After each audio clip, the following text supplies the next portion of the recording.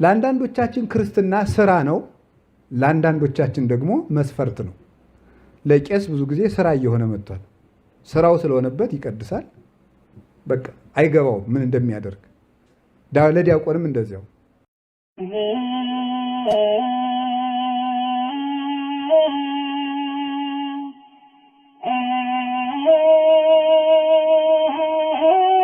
ለመርጌታውም እንደዚያው ስራው ነው፣ ስራውን ይወጣል።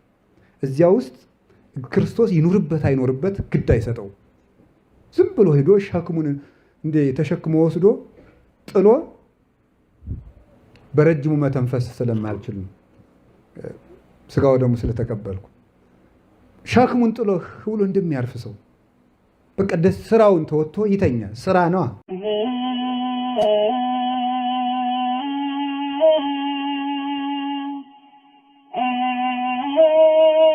ለብዙ ሰው ደግሞ መስፈርት ነው የሚቆርበው።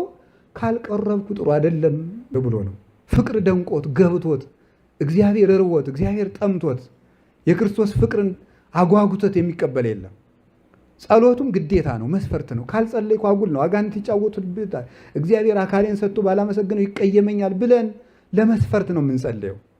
የክርስቲያን መስፈርትን ለማሟላት ማለት ነው። ልክ እንደ ዩኒፎርም ማለት ነው።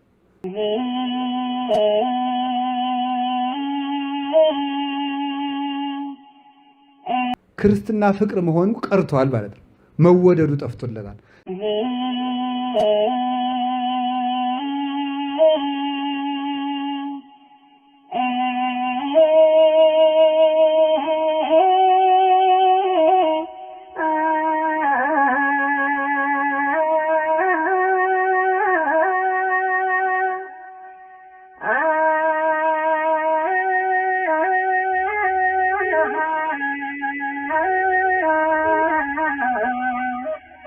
ወስብሐት ለእግዚአብሔር። ይቆየን።